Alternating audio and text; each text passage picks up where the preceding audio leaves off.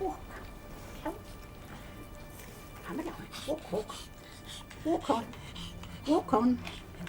Walk. Rupert. Tom, Tom, come. Come. Come. That's good boys. Come. Walk time.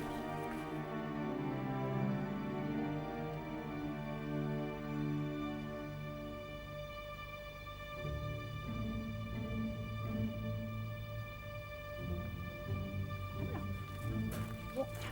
That's good fellows. That's right. Come on, Rupert. I had, in my long life in India, some terrifying experiences and very dangerous ones. And yet, all the same, the country beckoned.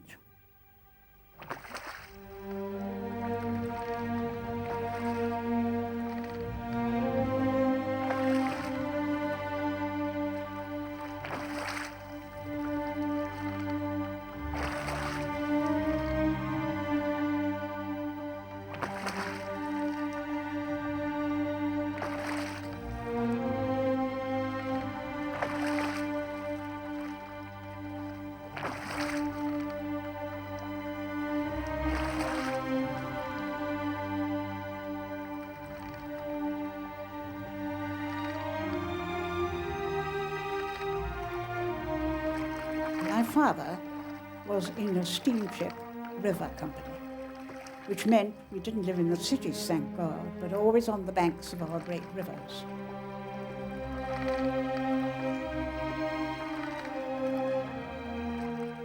The river was in Bengal, India, but for the purposes of this book, these thoughts, it might as easily have been a river in America, in Europe, in England, France, New Zealand, or Timbuktu.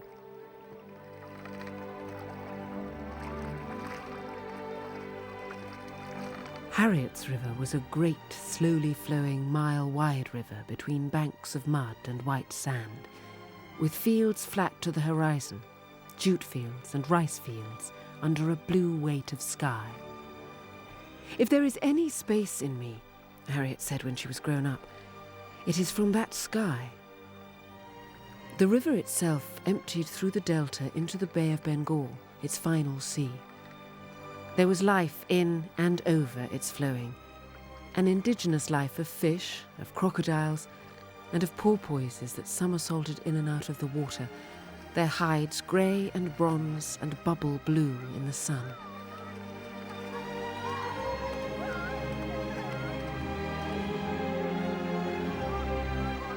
I had written a great deal about my childhood in India, but for some reason I'd never actually been back. And then I began to think, why not?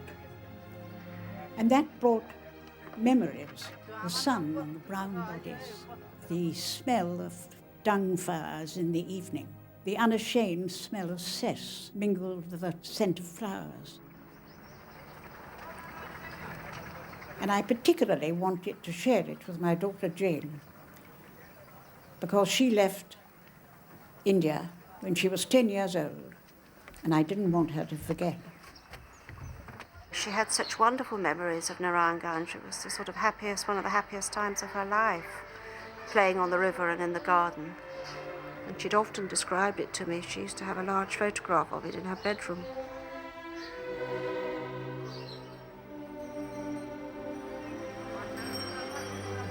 We had a very happy childhood here. You might call it halcyon childhood. I didn't go to school till I was 12. And we were very free. It's a little more horrifying than I thought of these exquisite gardens, just allowed to go to rot.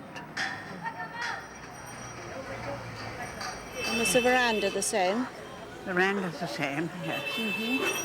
Is your And cork there's- tree still here, or is the cork tree No, gone? the cork tree was right in the middle, in front of the door there.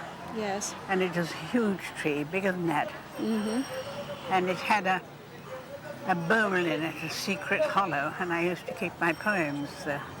Are any of these Never a did cork find tree? them. Is that a cork tree down there? No.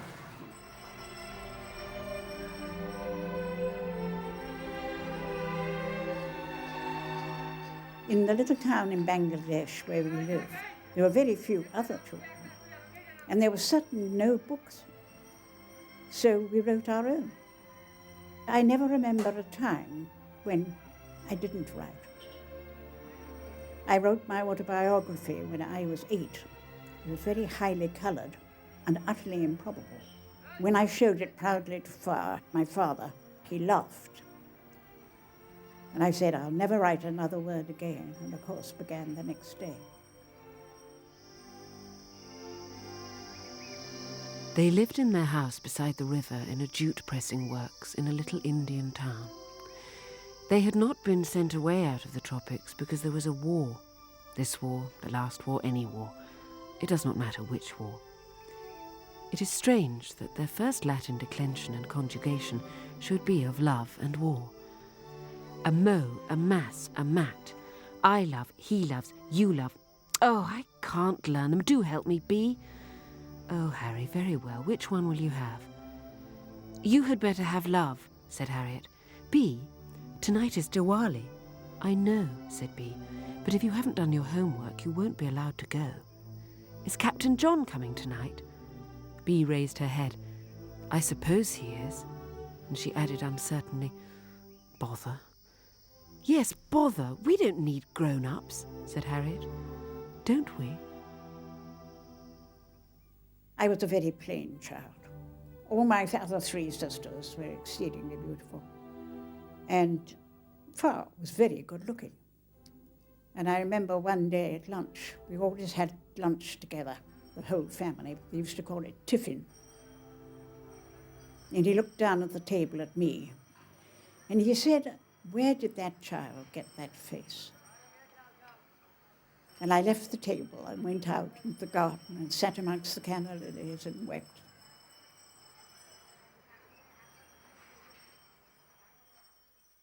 I think I was incurably romantic.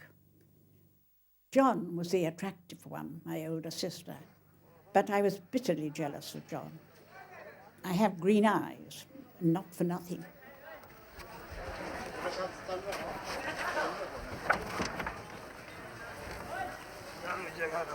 We lived close to a jute press, and of course there were a bevy of young bachelors there. We had a bitter fight once because a young man that I rather fancied helped her on with her coat and took her hair in his hand and said, what beautiful curls. I could have killed her.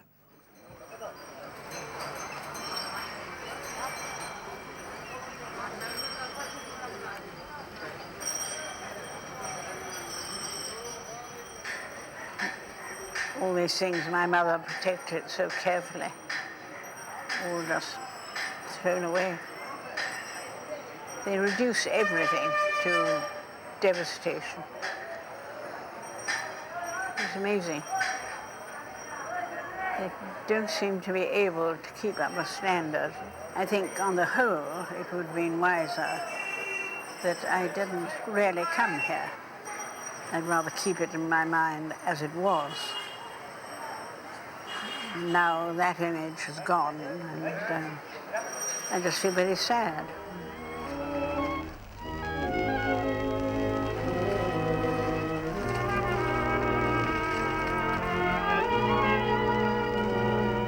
The song is ended, but the melody lingers on. You and the song are gone, but the melody lingers on. I never heard the word Raj.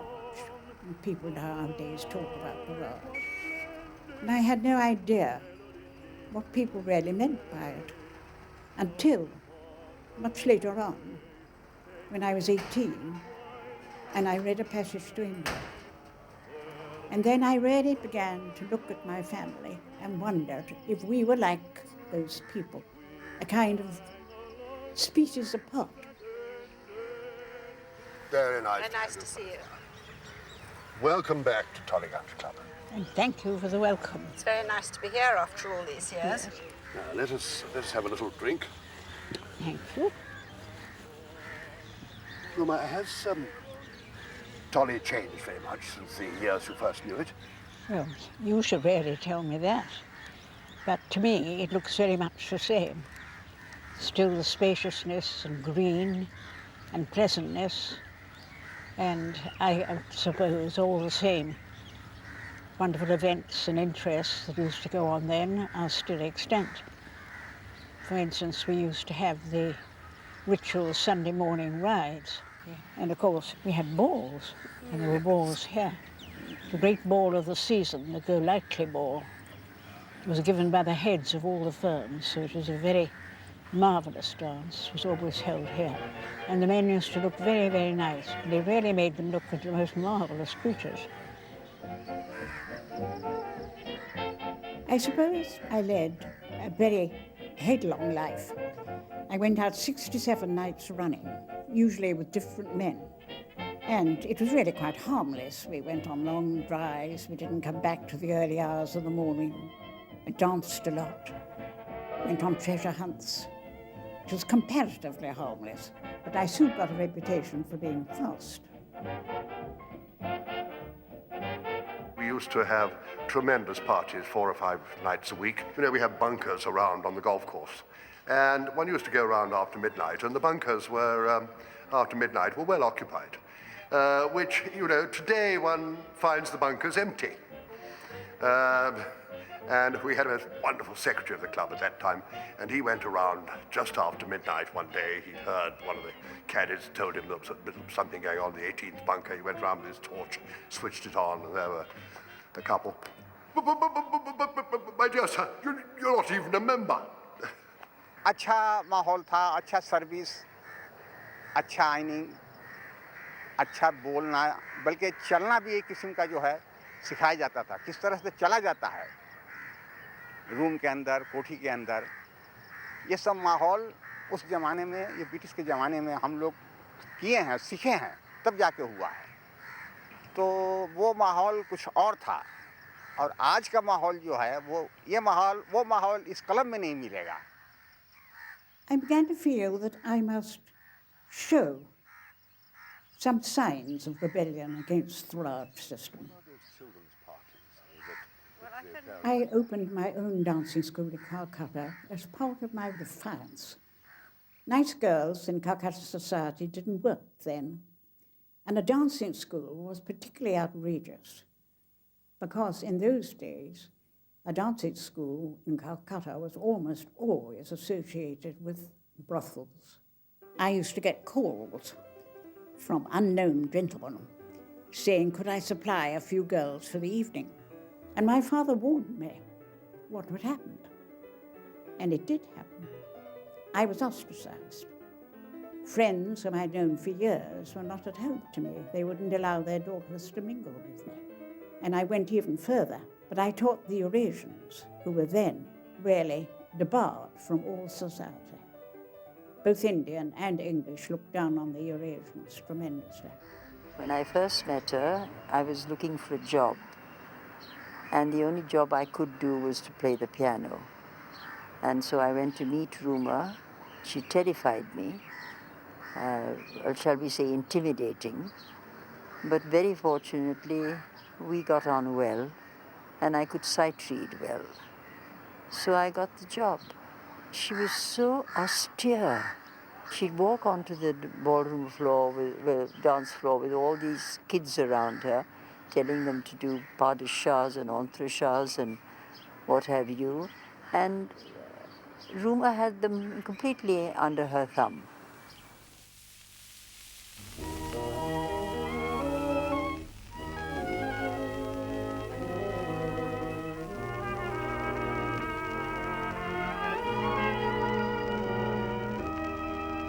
My thoughts go back to a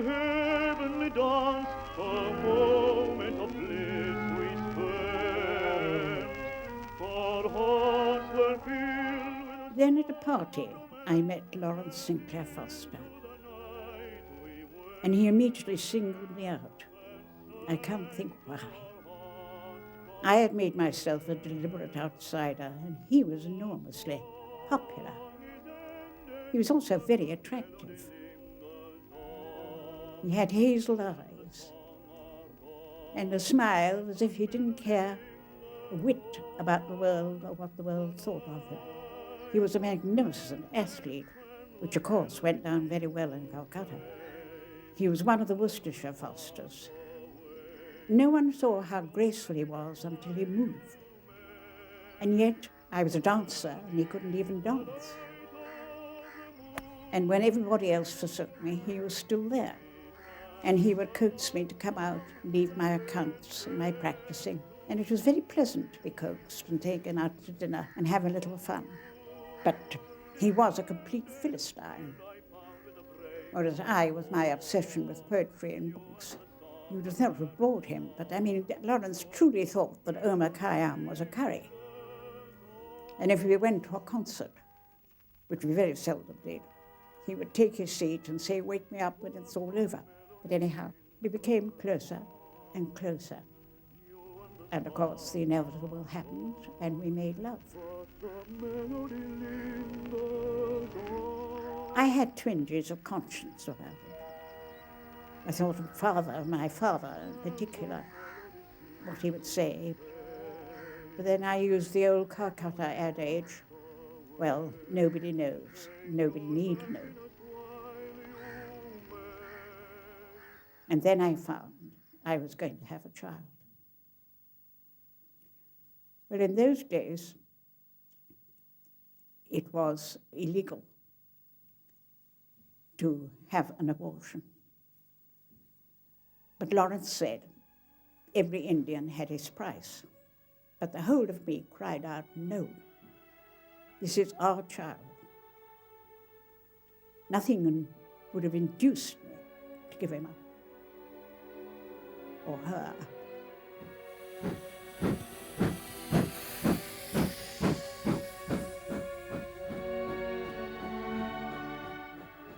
And then Lawrence said, very well then, you'll have to marry me and pretend you like it.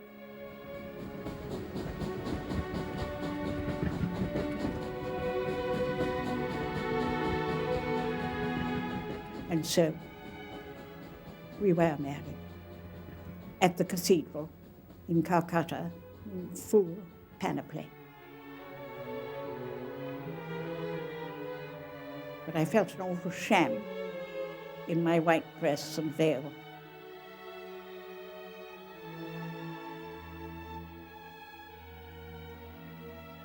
And there's a moment in the Church of England marriage ceremony when you kneel in front of the priest and he takes the end of his stole and binds your hands together. And I think it was in that minute, that moment, that I knew what we had done. And I suppose I had been carried away by Lawrence's charm. And I have mistrusted charm ever since.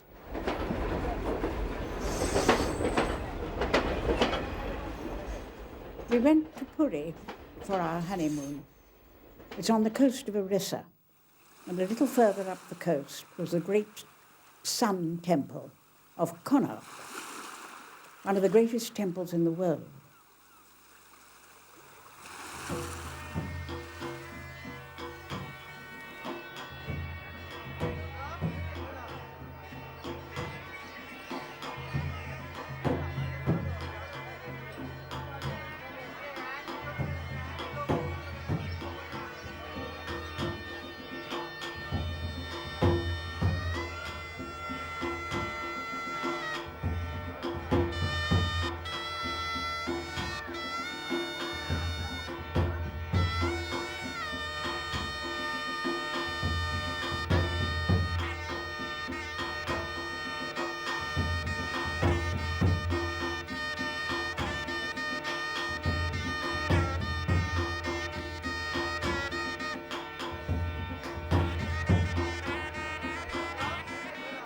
I've always wanted to see this beautiful temple. I'd heard so much about it, and I had certainly meant to when we came to Puri. But I soon discovered that I would rather not see it at all if I had to see it with Lawrence. Why not? This was your honeymoon. Because to him, I'm afraid these exotic, and I must admit very erotic, carvings would have been disgusting, or worse, titillating. And I always get very angry when someone desecrates, as I call it, a great work of art. It makes me burn with indignation. But I don't think anyone can begin to understand India unless they have a religious bent. And I've always been very interested in their sex. I mean, Indian belief, the great two objects of worship are Shiva's lingam, Venus, and a woman's yoni, the vagina. And they are revered and worshipped, and a strong element, which sometimes gets carried too far into orgies, that pervades the whole of Hinduism and religion. It is how I see India and how I understand the Indian mind. We talk the same language.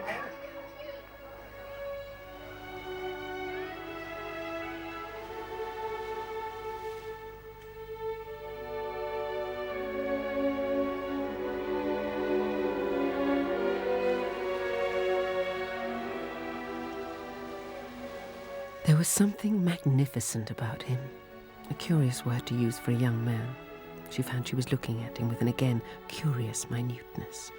He was not tall, but was so slim he looked taller. She could see in the light how the muscles moved with rippling ease, almost like a great cat's under the dark skin. Yes, blue-black, thought Mary.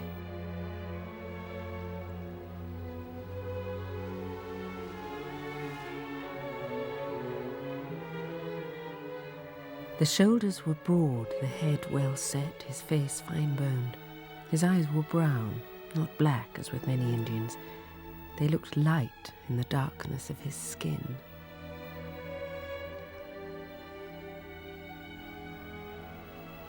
You don't want to get familiar with those chaps, Blaise told Mary when she followed him. They might misunderstand. Misunderstand what? I believe that part of the tourist attractions in foreign countries are the, shall we call them, attentions of the locals. You mean f***ing? That's not a word I would use, and I wish you wouldn't, but yes, that's supposed to be part of the adventure.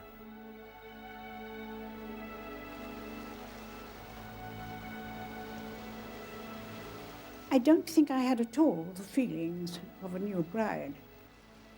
To put it frankly, I was bored, and because I was bored, the horrid realization came to me that I had really made a bad mistake. And then the baby was born. It was a little boy, and he only lived 4 days.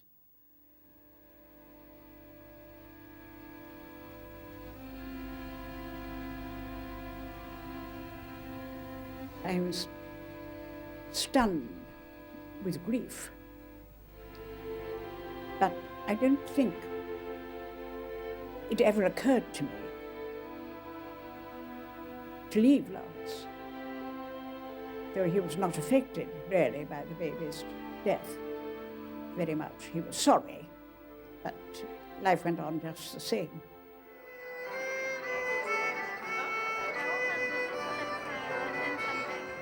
He belonged very much to Calcutta society, which led a totally artificial life.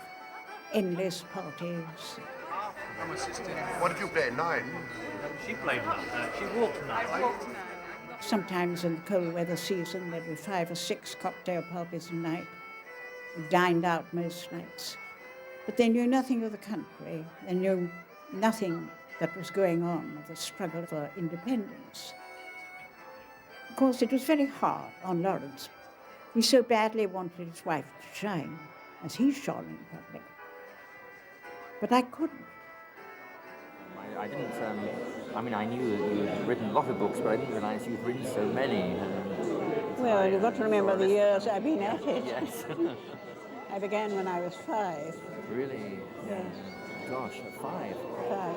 I think that the writer, as I was beginning to find out, was a very dull person. You're so busy taking in everything round you that you don't have small talk. Does she drive round in a rose? The queen, your queen? A Daimler, usually. Daimler. Or a rose, yes. Sometimes a rose, Probably sometimes it a was, rose. yes. Probably was that. But she does that. More and more, I seemed to become a misfit in Lawrence's world. And it ended by my beginning to discover a world of my own.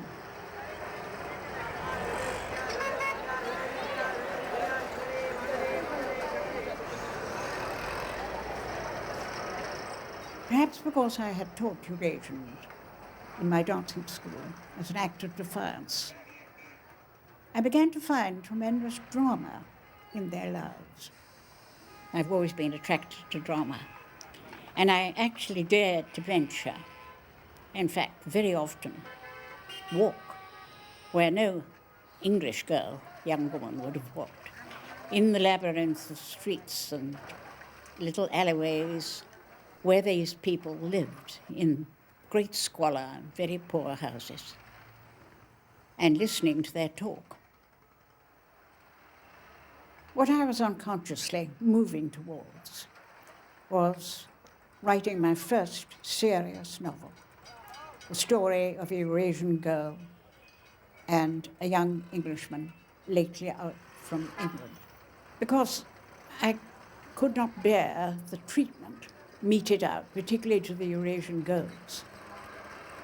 The Scots planters were sent out to tea gardens, and their first tour of duty in India was 8 years. Well, no young man from Scotland can keep his leg crossed for 8 years.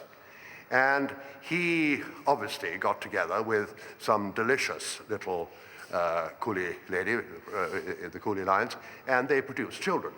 Now, they were first generations Anglo-Indians, and they were despised by, obviously, the Scots, the British at that time, and they were certainly despised by the Indian assistants on the gardens. It's a bee party, said William. What's a bee party? Well, there are A girls and B girls, and these are B. Oh, I see, said Stephen, and began to wonder about these girls of whom he had heard so much, who were so alluring and so dangerous. What happens? He asked. Usual thing, said William. They behave very well and we behave very badly. Then they behave worse.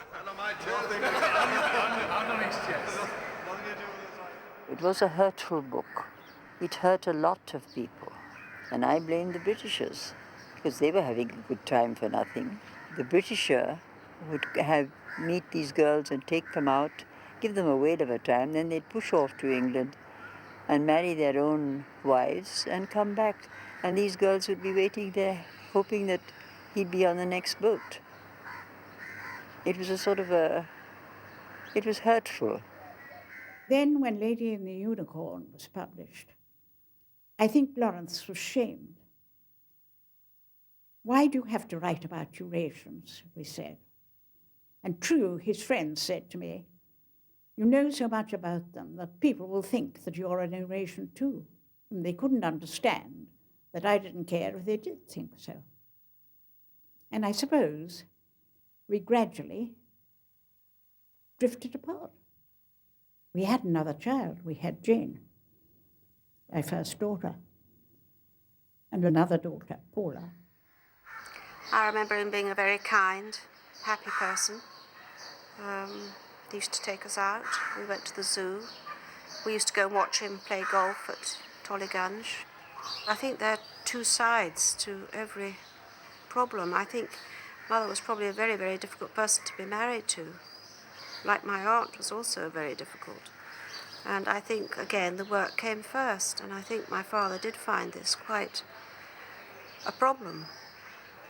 And I think maybe in some of the writings, his point of view really hasn't been shown very much. And I took to absenting myself, haunting the old cemetery in Park Street, where the East India Company was buried. Those young ensigns and cornets and their teenage brides and so many babies, all dying.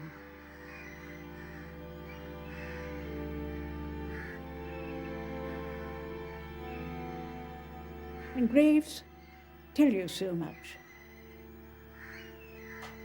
Years before, when I was 18, we were in a hill station in Assam during the hot weather. We went on a picnic to a place called Cherrapunji, and I, in my usual solitary fashion, left them. And I went wandering down a gorge, and suddenly, at the bottom of the path, I saw a grave, and it had a cross. Sister, I can't remember her name, a nun, 18, same age as I was. That went out of my mind until 12 years later. I found myself writing, and that was the opening and beginning of Black Narcissus.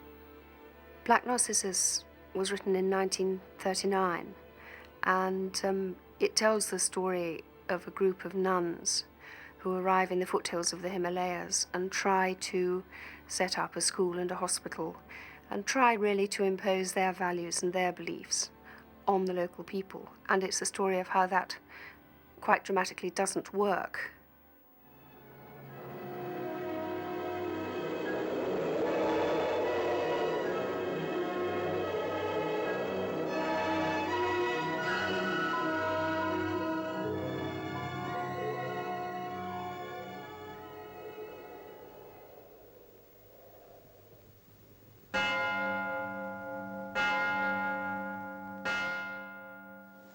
No place to put a nunnery, I can tell you that. Difficult, but not impossible. Nothing is impossible. Is yours a contemplative order? I mean, do you live in meditation, or whatever you call it? Do you keep solitude? Our order isn't in the least like that. We are very busy people. We're going to open a dispensary, a school for children, and a class for girls. Good. You'll be doing me a great favor when you begin to educate the local girls, sister. I have already been told, Mr. Dean, that you do not believe in solitude. Do you know what the people call this place? The House of Women. The General's father used to keep his ladies here. From now on, it will be known as the House of St. Faith. Sister, will you have that picture taken down?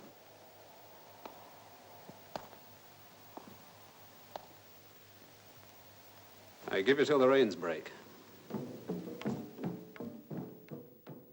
I think it does show that by that stage in her writing, Rumer was aware of some of the deeper movements that were going on in India. Really, that the British time was coming to an end. And my father asked me, "What are you writing now?" And I said, "A book about nuns." And he said, "Don't. Nobody will ever read it." And Black Narcissus was published and was a sensation on both sides of the Atlantic. Overnight, I found myself almost becoming famous. I was staying in London with my mother. I remember going in a bus up the Charing Cross Road, and Foyle's bookshop then had two shops, one either side of a narrow little street. And from the bus, I saw a banner stretched between the two shops, and on it was written Black Narcissus by Rumer Godden. It really made a great deal of difference to our lives. Lawrence seemed steadier, happier. We had a nice house, a beautiful garden. I was writing quietly. The children were well. And then, one day, he came back from office and told me that he was leaving at the end of the week to go into the army. It was so sudden. Of course, I wondered what made him suddenly do it. And Jane and I drove into the station, and he kissed us goodbye, never said a word. I thought he was overcome by emotion at leaving, and he went. And when I came back,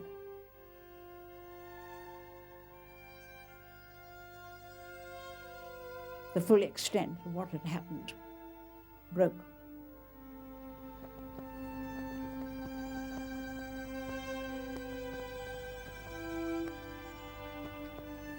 I'd been totally unaware that Lawrence had for some time been gambling heavily on the stock exchange and lost. We were deeply in debt. I went to our joint account at the bank and found it empty. He had even cashed the children's educational policies. We had to leave.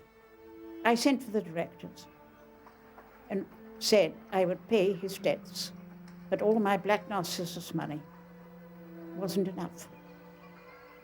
We were left with practically nothing.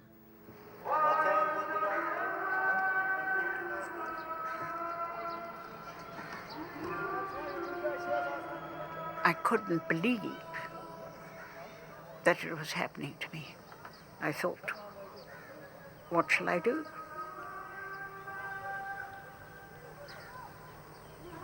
I was now a war wife,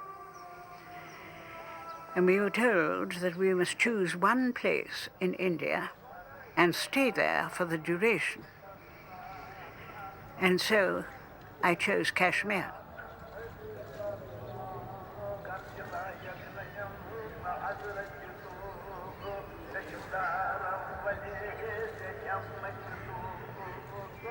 The only person I could write to and talk to was John.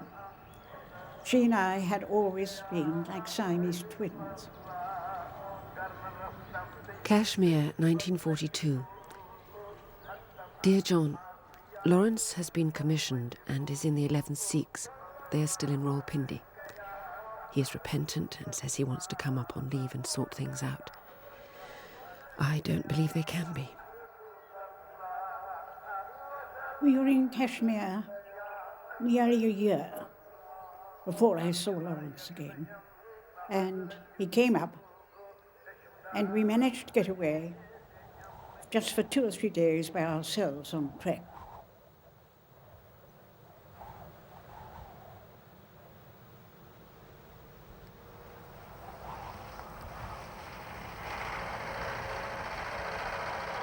And I thought, when we were alone together, well, the war is very serious.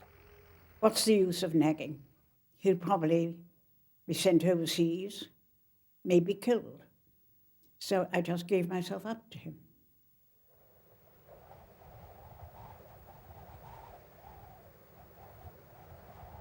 But in spite of our time together, nothing got sorted out, and he seemed to vanish again. It happened soon after Lawrence went back to the plains. My sister Nancy was staying with me, and I took her on a long and very arduous trek. When we came back, I had pain and a sudden onrush of bleeding, and I realized I hadn't had a period for 2 months, and that I was going to have a child.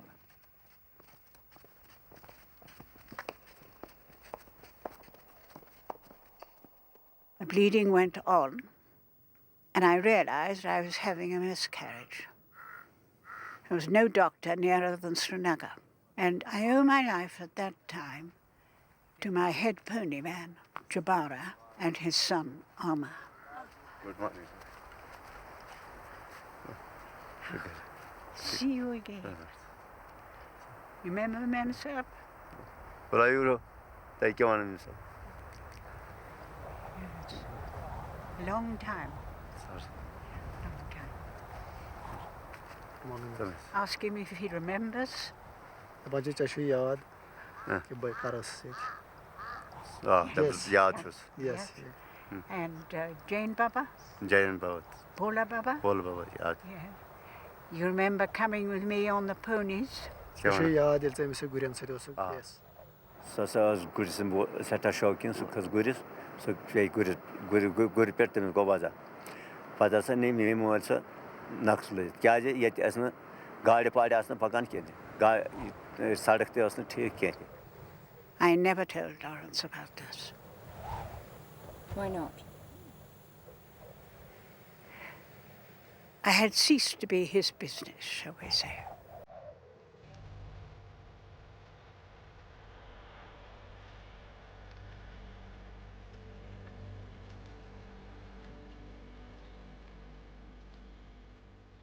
September 1942.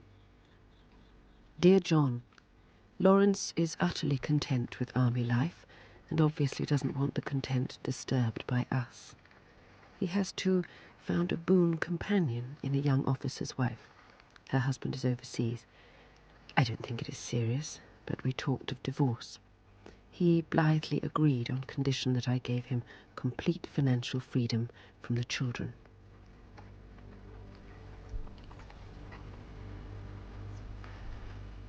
And he asked for his gold cigarette case, as if the two things were equivalent. And I found that very hurtful as I wrote to John and told her.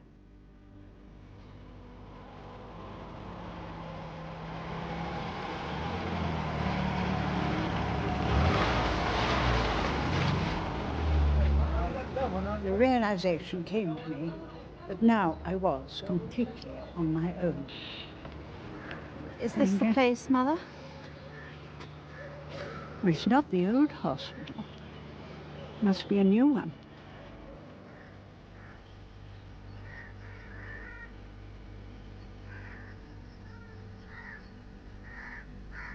And I went into a panic, thinking how I could support the children. I must have worked nearly round the clock. And the inevitable happened. I had a complete breakdown.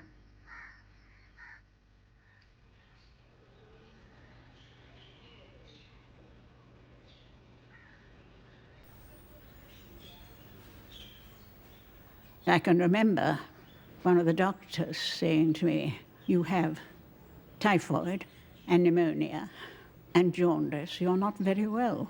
And I thought that was a bit of an understatement. We were here for 2 months because I was so ill. I thoroughly thought I was beaten and that I had failed and betrayed my children and didn't see how I could possibly go on living.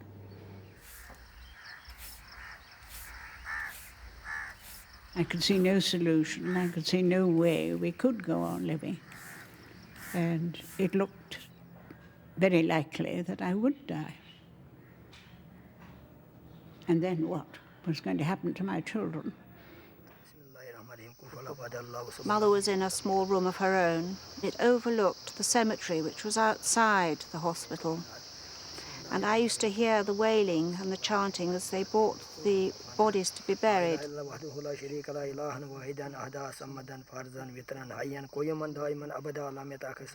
Day after day, the snow fell steadily past the window. Sometimes Sophie saw it, sometimes it was blotted out. Denzil had died of a cold. But people don't die of colds, Sophie had said, stunned. There was an old infection, the cold stirred it up, and he hadn't any resistance, said Mr. Kirkpatrick, the company manager, who had had to break the news to Sophie. Sophie had a sudden and cool little thought that it was just like Denzil to have no resistance. She was immediately shocked at herself. I loved him once, she thought, or I thought I did, and she could have cried. I would have loved him if he had made me. I was ready to love. Her tears, when she shed them, were for having failed. I mean, it was, I suppose, partly Lawrence's doing, but I think it was myself that was chiefly to blame. I was too adventurous, too everything.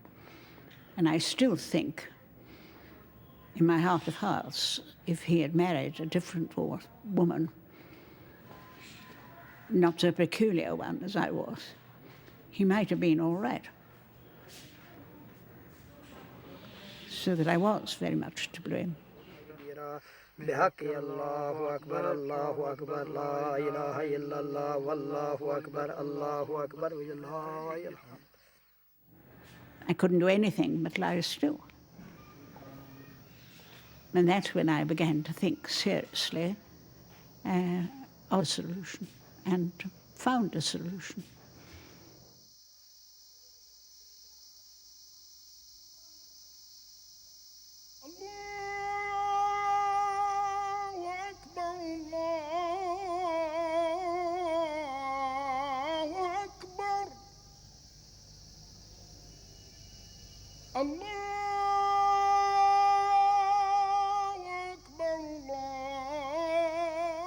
It was then that I remembered a little house I had seen from the lake. As soon as I could walk, I went by shikara along the Dal Lake to this little house. I had great difficulty in finding it because there was no road up to it. There was only a little track up the mountain. And as soon as I saw it, I fell in love with it.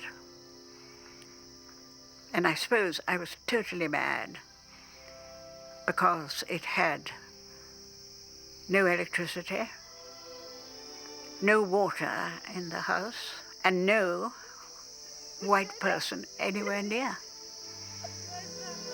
Just the village bred.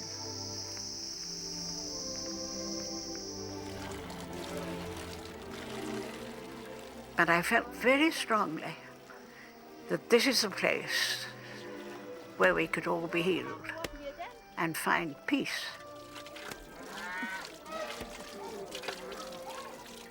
It was one of the happiest times of our lives. She had made a lovely home for us in Dove House. It was very simply furnished with Kashmiri furnishings, wicker chairs. When we first went there was no glass in the windows. It was just paper. Mother always brought with her a certain box of things that made home. She had certain pictures, books, one or two ornaments. And it was a lovely little home. The children flourished, and I flourished, and I wrote. They were happy, innocent days. Innocent was the word, thought Sophie afterwards. The orchards were thick with flowers, and the air was filled with the bleating of lambs and the lowing of cattle, with the herd children's cries and pipings, and in the garden, the song of birds. She called the servants and told them they were each to have a day off once a week. You work from dawn until dark every day without a holiday, she said. Now, this is to be the rule. 1 day off a week for each of you. Kingfisher's Catch Fire is the most autobiographical of all Rumer's Indian novels. It's partly about the relationship between servants and the British in India. There was a tremendous closeness and a tremendous dependence between the Englishwoman and her servants, particularly her chief servant. And there's no doubt that the picture Rumer draws of this young woman alone running a household through these men servants does have a certain sexual tension in it.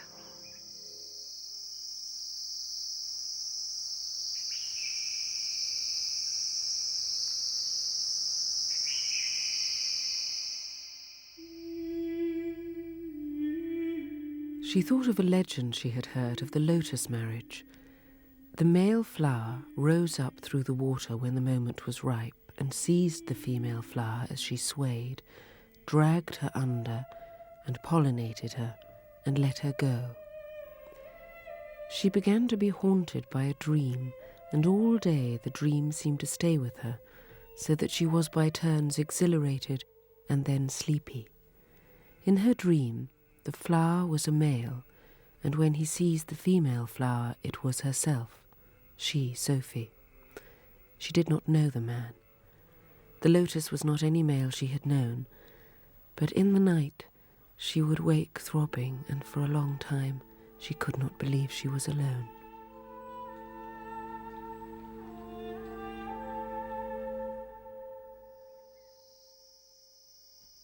And then I began to feel things were going wrong.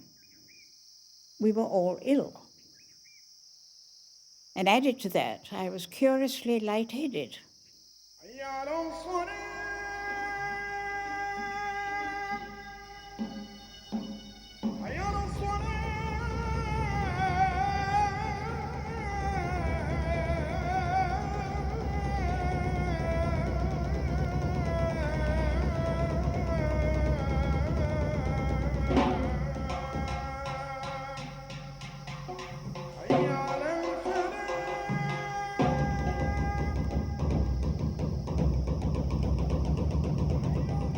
I found myself one night walking along the dyke behind the house in the moonlight, wearing my only evening dress, and I had no idea how I got there.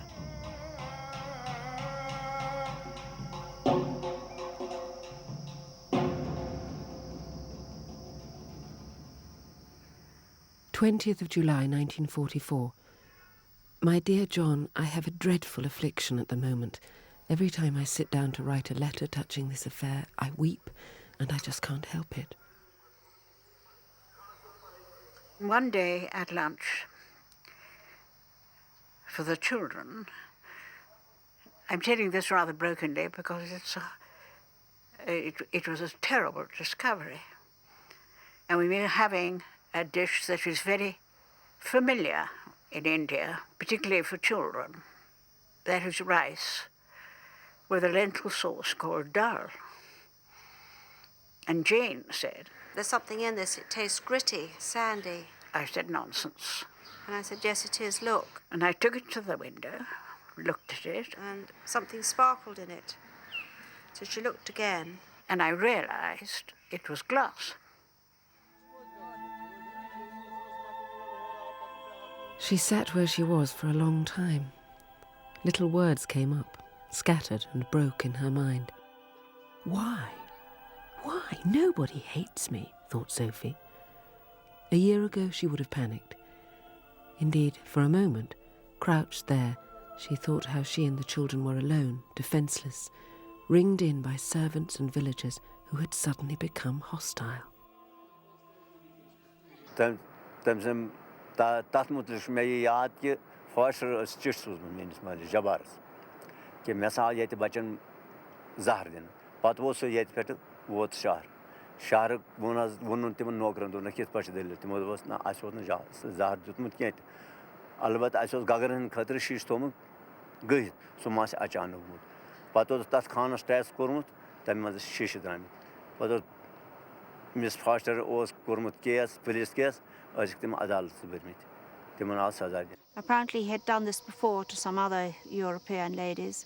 He would drug them over a long period of time by putting little bits of marijuana or opium into their food, and they would gradually get into a sort of dreamlike state, and he could then get financial control over them. They would give him what he wanted in the way of money and checks. I mean, there was nothing sexual in it. I had to engage a lawyer, and he said, "It'll be brought to court, tried in court. You will lose. People will say it's two women fantasizing or whatever it was." And he said, "If I were you, I would leave, and I would leave soon."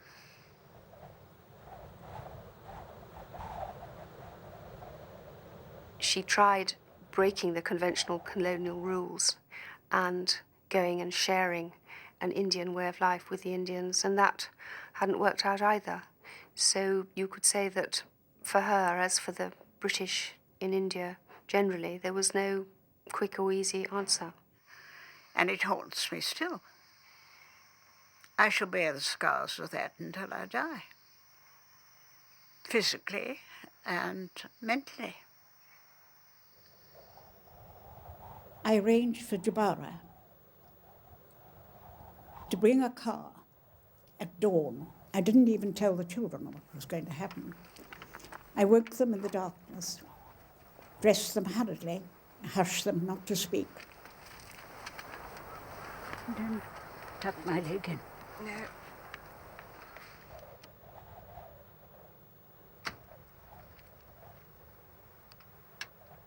I took one suitcase. We put the Pekingese under our coats to muffle their barks, and we tiptoed down to the car where Jabara was waiting for us, and we drove helter-skelter towards the border.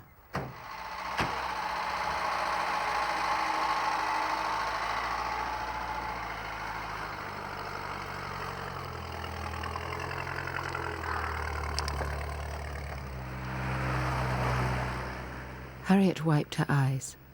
She felt hollowed with her unhappiness, and then as she sat there, another astonishing shoot came up in her mind. "No," said Harriet, horrified at herself. No, I can't, I mustn't. Write about this." But it was already forming inside her head, and again she heard the sound of her life and the river.